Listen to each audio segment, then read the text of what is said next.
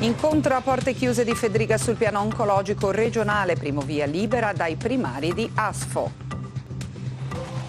Buonasera dal telegiornale della RAI per il Friuli Venezia Giulia. In apertura ancora il piano oncologico regionale all'indomani dell'incontro dell'assessore Riccardi con i vertici del CRO di Aviano.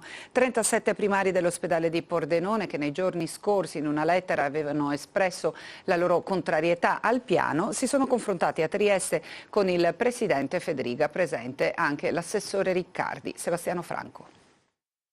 Esame il primo, superato, quello del piano oncologico regionale. Da una parte il presidente Fedriga, dall'altra i 37 responsabili di struttura della sanità pordenonese che avevano espresso contrarietà con una lettera. Per entrambe le parti un confronto costruttivo, lo dice il presidente della regione e lo confermano i medici che apprezzano la scelta di Tonutti, nominato direttore a scavalco di ASFO e CRO di Aviano, utile per fare sinergia, dicono. I responsabili di struttura ASFO condividono il piano nel metodo, aspettando di poter discutere di questioni tecniche. Le nostre preoccupazioni erano legate a vari argomenti, a vari temi, soprattutto nel mio caso ai temi chirurgici. Sono state recepite ed ascoltate.